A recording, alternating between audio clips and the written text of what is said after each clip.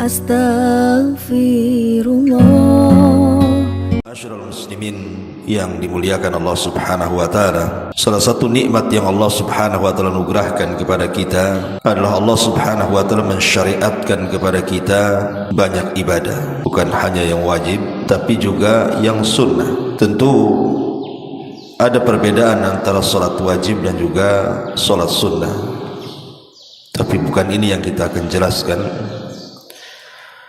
Kita akan fokus kepada salat sunnah yang memiliki keistimewaan yang luar biasa,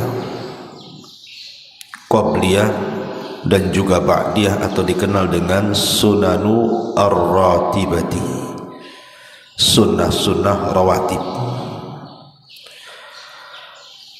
Yang pertama, keutamaan secara umum dulu, bahwa salat sunnah rawatib dan juga salat sunnah secara umum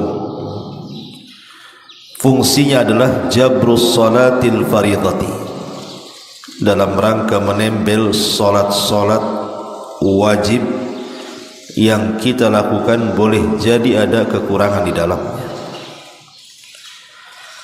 Dan itu disyaratkan dalam sebuah hadis. Nabi SAW mengatakan, awwalu ma yuhasabun nas bihi yaumal qiyamah min a'malihim as-salatu. Yang pertama kali dihisab bagi manusia pada hari kiamat adalah salatnya. Maksudnya yang berhubungan dengan Allah. Kalau yang berhubungan dengan manusia, persoalan darah. Yaqulu Rabbuna azza wa jal, maka berfirman Rabb kita azza wa jal li malaikatihi, kepada para malaikatnya, wa huwa a'lam, sementara Allah sebenarnya sudah tahu. Unzuru fi salati abdi atammaha am naqasaha, lihat kepada salat hamba, apakah dia menyempurnakannya ataukah menguranginya. Fa in kanat tammatan kutibat lahu tammatan, kalau memang salatnya sempurna, catat dia secara sempurna.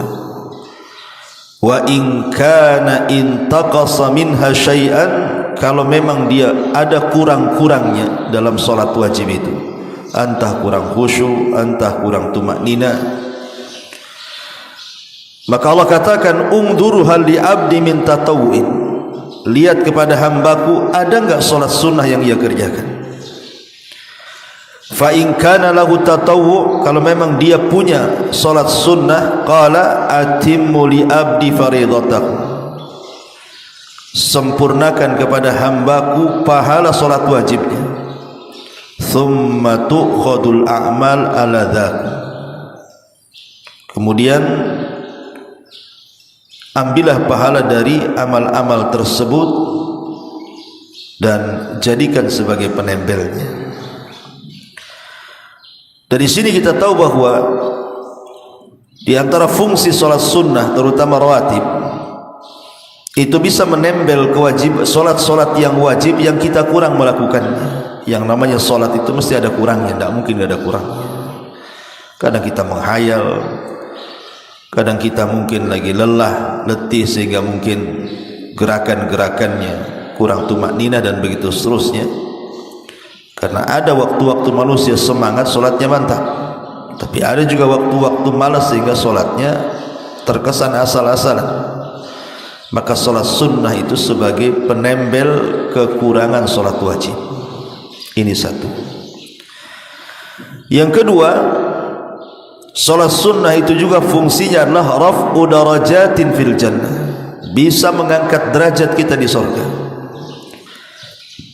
Di zaman Nabi SAW ada seorang sahabat namanya Thauban. Thauban ini pembantu Nabi SAW. Kata Thauban maula Nabi SAW, dia menceritakan sabda Nabi SAW, alaika bi kathratis sujud, fa innaka la tasjudu lillahi sajdatan illa rafa'aka Allahu biha darajah wa khutta anka biha khati'ah. Kata Nabi SAW, perbanyaklah kalian sujud, karena tidaklah seseorang melakukan sujud karena Allah sekali sujud saja, maka Allah akan mengangkat derajatnya dan Allah akan hapuskan dengannya kesalahan-kesalahannya. Artinya ketika kita memperbanyak solat sunnah, hakikatnya memperbanyak sujud, karena di dalam solat itu mesti ada sujudnya, dan setiap rakaat pasti ada sujudnya. Bahkan gerakan sujud itu terbanyak karena 2 kali sujud, dan disitulah doa kita dengan Allah sangat mustajab, karena kedekatan seorang hamba saat solat dengan Allah itu di waktu sujudnya. Ini yang kedua. Kemudian yang ketiga, diharamkan jasadnya dari api neraka, tahrimul jasadi 'alan nar. Dan itu berdasarkan hadis Abi Dawud. Nabi SAW mengatakan, man hafadha ala 4 raka'atin qabla zuhri wa 4 ba'daha hurima 'alan nar. Barang siapa yang menjaga 4 rakaat sebelum zuhur atau 4 rakaat setelah zuhur, maka diharamkan padanya api neraka. Hadis ini disahihkan oleh Syekh Nasiruddin Al-Albani rahimahullahu ta'ala. Dari sini ada faedah bahwa solat-solat sunnah itu bisa menjaga kita, dan Allah haramkan jasad kita tersentuh api neraka. Kemudian juga yang nomor 4, bana lahu baitun fil jannah, bunya lahu baitun fil jannah, akan dibangunkan padanya rumah di sorga. Dan itu berdasarkan hadis Aisyah radhiyallahu anha. Nabi SAW mengatakan, man thabara ala thintai asyrata rak'atan minas sunnati banallahu lahu baitan fil jannah. Kata Nabi SAW, barang siapa yang menjaga 12 rakaat dari solat sunnah, Allah akan bangunkan baginya satu istana di sorga. Luar biasa gitu ya. Artinya kalau setiap hari kita jaga 12 rakaat ini, berarti setiap hari akan dibangunkan istana di sorga. Inilah keajaiban solat sunnah. Ini yang keempat. Kemudian yang kelima, bahwa solat sunnah itu sabil lihubbillahi azza wa jalla, salah satu jalan menanamkan kecintaan Allah kepada kita.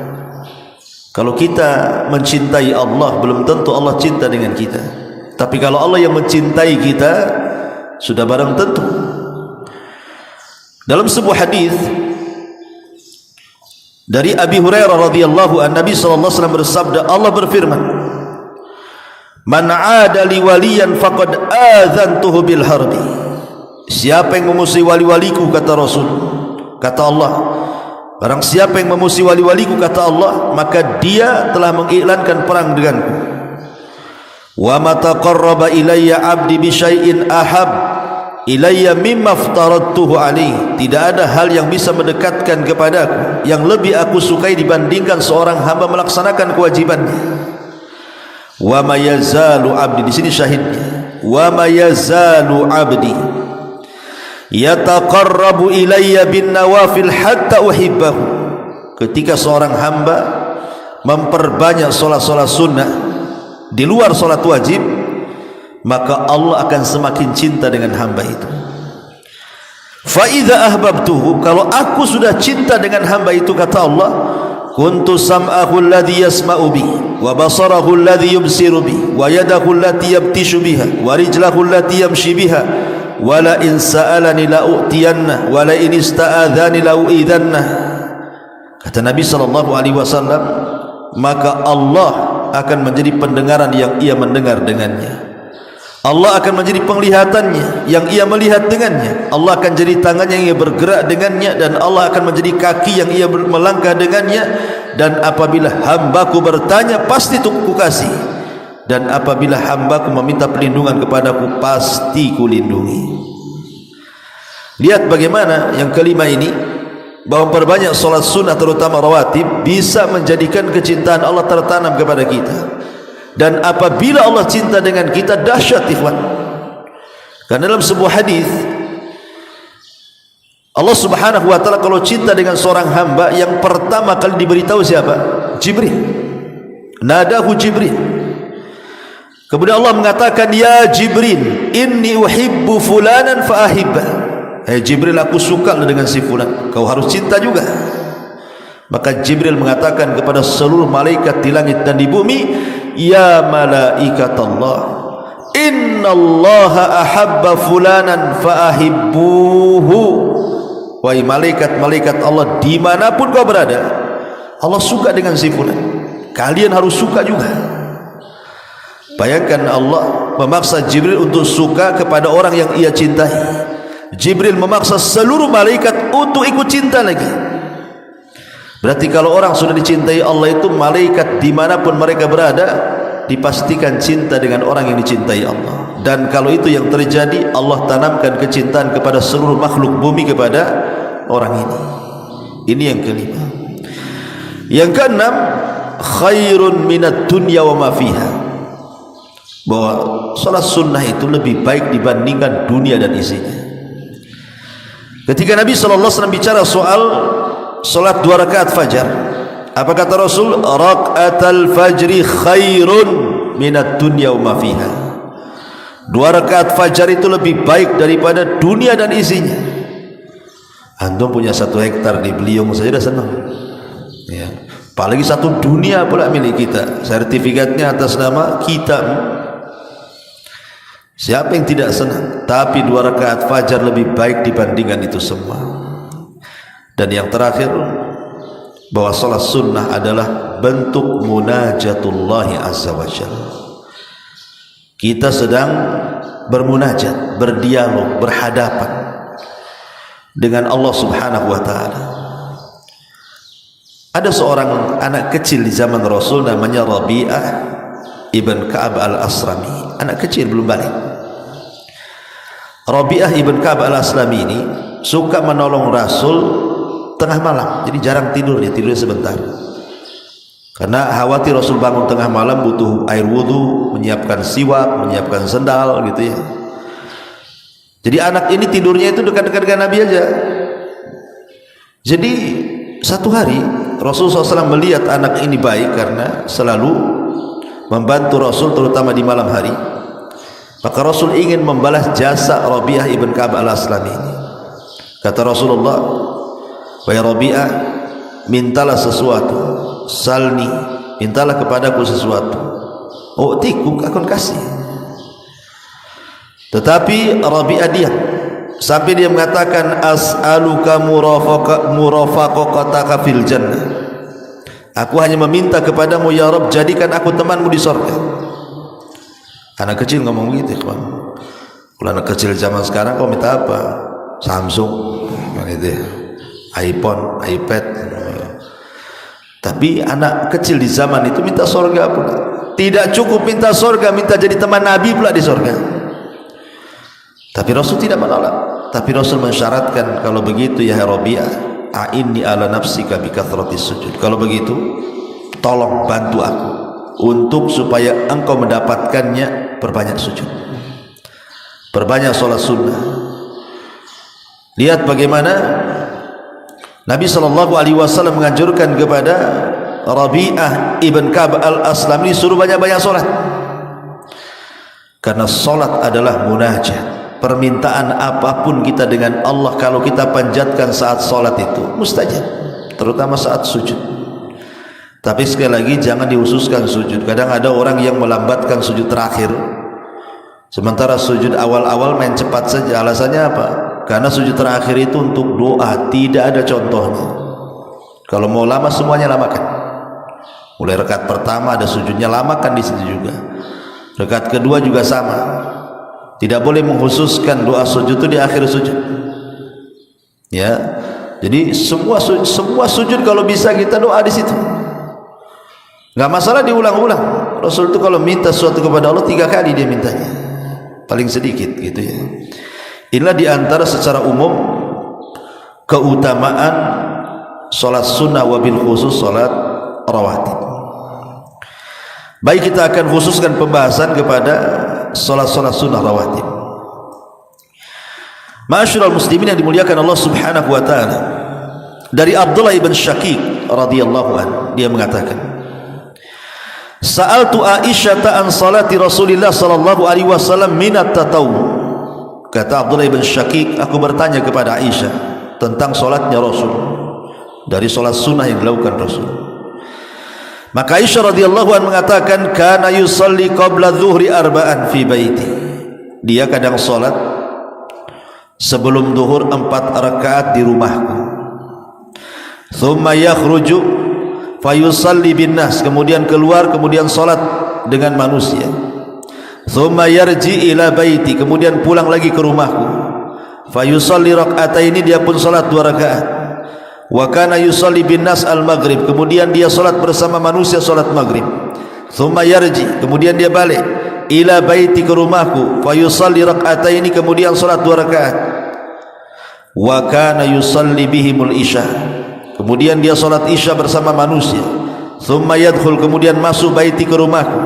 Fa yusalli rak'ataini, dia pun salat 2 rakaat. Wa kana yusalli minal laili 9 raka'atin fihinna witri. Kadang-kadang beliau salat malam 9 rakaat yang ada witirnya di situ. Wa kana yusalli lailan tawilan qa'iman.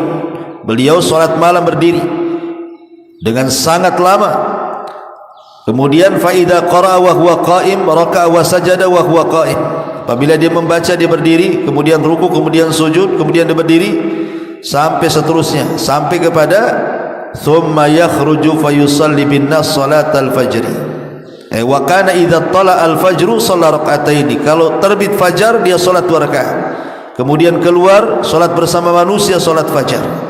Dari sini kita tahu rawatib ini 4 rakaat sebelum zuhur, kemudian 2 rakaat setelah zuhur, kemudian 2 rakaat setelah maghrib, berarti sudah 8 ya. Kemudian 2 rakaat sebelum fajar, berarti 10. Dalam hadis Aisyah radhiyallahu anha 10.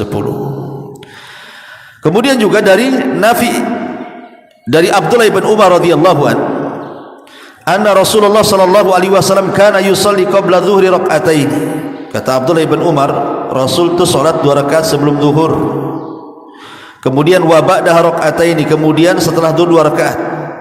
Wa ba'dal maghrib rak'ataini, kemudian setelah maghrib 2 rakaat fi baiti, di rumahnya. Wa ba'da salatil isya rak'ataini, dan setelah isya juga 2 rakaat. Wa kana la yusalli ba'dal jum'ati hatta yansarifa fa yusalli rak'ataini. Kemudian dia pun salat setelah, tidak melakukan salat setelah Jumat sampai berpaling, kemudian dia salat 2 rakaat.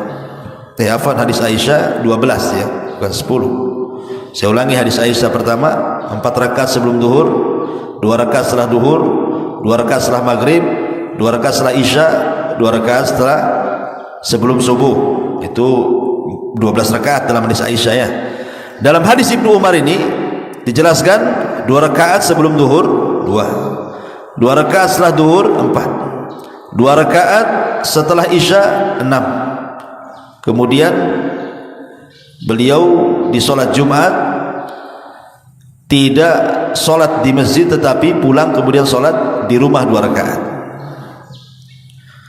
Kemudian juga hadis dari Aisyah yang lainnya, anna Nabiy sallallahu alaihi wasallam kana la yada arba'an qabla dhuhri wa rak'atain qabla salatil ghada.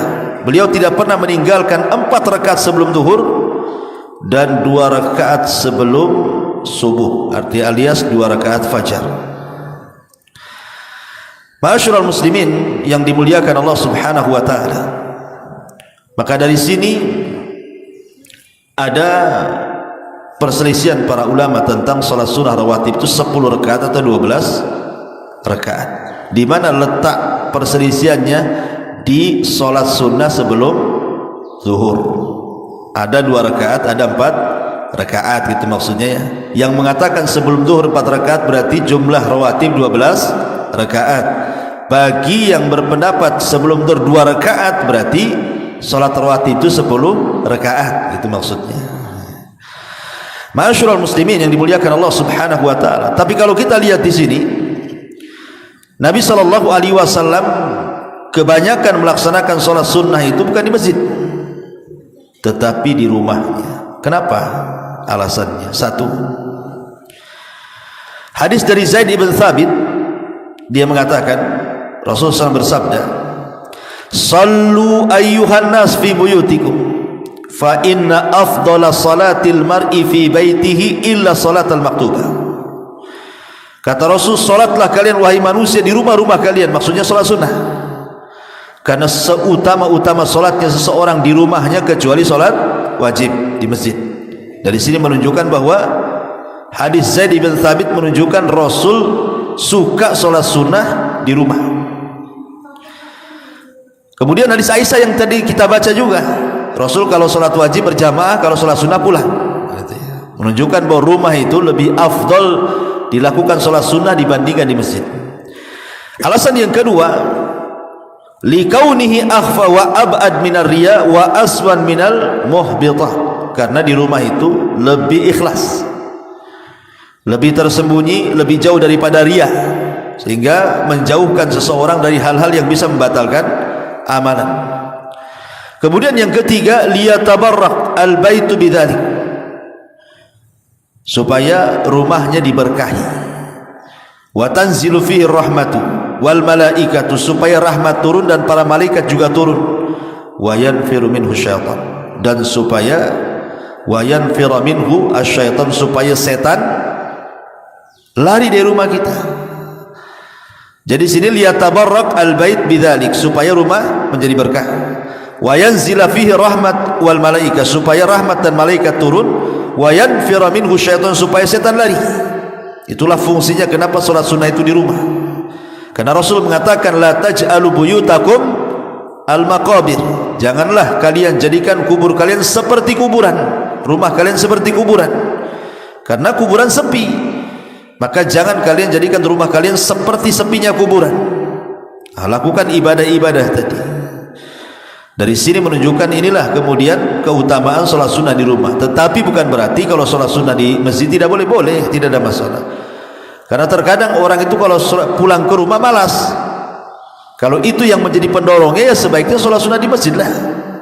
Karena kalau sudah pulang ke rumah itu kan sibuk dengan anak, sibuk dengan istri, sibuk dengan tamu, sibuk dengan macam-macam kan itu. Ma'asyiral muslimin yang dimuliakan Allah Azza wa Jalla. Adapun salat-salat sunnah yang lainnya ya banyak, seperti salat sunnah duha, salat sunnah witir, kemudian salat sunnah selepas wudu gitu ya. Kemudian salat nawafil seperti 2 rakaat sebelum maghrib, itu kan salat sunnah nafilah namanya, bukan rawatib, bukan qabliyah, karena Rasulullah mengatakan apa? Liman sya'ah, bagi yang mau. Jadi khusus salat sunnah sebelum maghrib, Rasul mengatakan di ujung hadis itu, liman sya'ah, bagi yang mau melakukannya silahkan. Artinya kalaupun tidak melakukannya tidak ada masalah. Tetapi kalau kita melihat seagung-agungnya salat sunnah malam hari adalah witir, tetapi seagung-agungnya salat sunnah di siang hari duha. Jadi ada keagungan tersendiri gitu ya. Kalau duha salat sunnah terbaik di siang hari, kalau witir salat sunnah terbaik di malam hari. Dan witir boleh dilakukan setelah isya langsung ya. Tapi kalau seandainya dia mau menunggu sampai sepertiga malam, lebih afdal kalau bisa bangun. Kalau tidak bisa bangun, maka sebaiknya lakukan sebelum tidur gitu ya, setelah isya. Karena tidak semua kita bisa bangun di sepertiga malam. Ma'asyiral muslimin yang dimuliakan Allah Azza wa Jalla. Intinya bahwa salat sunnah ini punya keistimewaan khusus. Bahkan di sorga sendiri, salat sunnah ini terutama qiyamul lail, Allah Subhanahu wa taala akan sediakan satu kamar di atas istana. Jadi istana itu tinggi, nanti paling atasnya istana itu ada kamar kaca. Yang kata Nabi sallallahu alaihi wasallam, yura zahiruha batinuha wa batinuha zahiruha. Jadi orang luar nampak ke dalam, dari dalam pula nampak keluar. Mungkin saya bahasakan rumah kaca kan, nampak gitu. Kemudian para sahabat bertanya, Rasul, itu kamar dari kaca yang indah itu apa untuk para nabi? Kata Rasul, bukan, siapapun bisa, asal kata Rasul lakukan beberapa perkara. Pertama, liman atobal kalam, kalau dia tutur katanya baik. Wa at'amat ta'am, dan suka memberi makan fakir miskin. Wa bata qa'iman wan nasu niyam, dan dia melaksanakan salat sunnah di malam hari sementara manusia sedang tertidur. Itulah dapat rumah kaca di atas istana. Dan manusia itu tabiatnya pengen tinggi, makanya banyak rumah di tingkat itu supaya lihat view-nya kan itu. Ya kalau di perumahan view-nya genteng orang lah kan itu. Kalau di gunung ya bagus ya view-nya ya, pemandangan. Kalau di sini di tingkat genteng-genteng orang, seng semua itu pemandangannya ya. Tapi intinya memang tabiat manusia ingin tinggi. Dan Rasul juga mengatakan, alaikum biqiyamil laili fa innahu da'us salihin qablakum qurbatan ila rabbikum mukaffiratan lis-sayyiati wa munhat anil itsmi. Salat malamlah kalian, karena itu termasuk kebiasaan orang saleh sebelum kalian, bisa mendekatkan kepada Rabb kalian, menghapuskan kesalahan kalian, dan bisa menggugurkan semua dosa-dosa kalian. Inilah diantara keajaiban dan keistimewaan salat rawatib, qabliyah dan juga ba'diyah. Ma'asyiral muslimin wal muslimat rahimani wa rahimakumullah.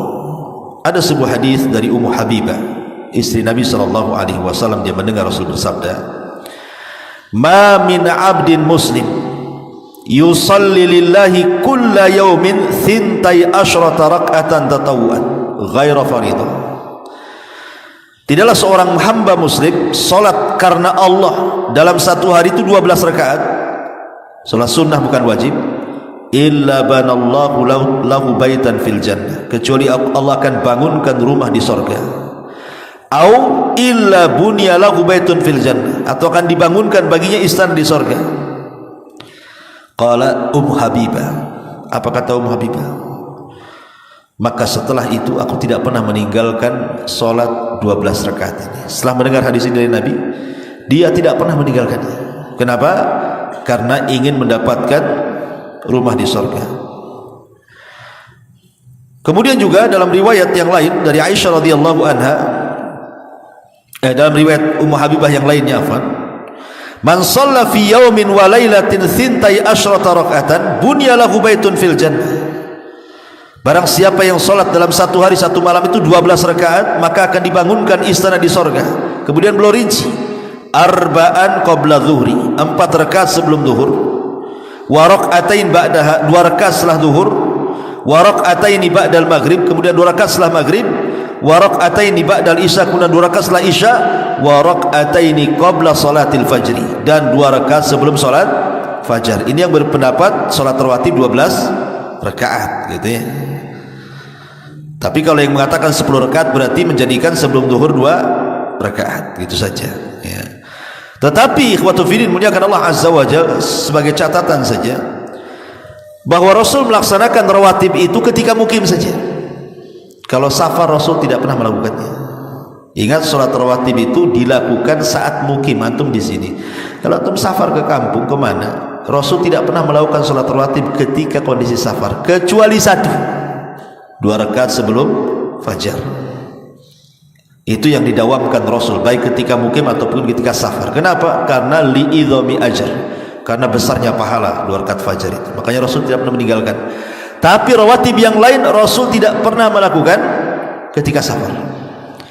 Jadi ketika safar itu sholat-sholat sunnah saja yang dilakukan, duha, witir, sholat malam, sholat sunnah wudu, tahiyatul masjid, itu tidak masalah. Tapi khusus rawatib Rasul tidak melakukan ketika safar, kecuali 2 rakaat subuh ya. Ini diantara faedah yang disebutkan oleh para ulama. Wallahu a'lam bishawab. Subhanaka bihamdika asyhadu an la ilaha illa anta astaghfiruka wa atubu ilaik. Allahu ta'ala. Assalamualaikum warahmatullahi wabarakatuh.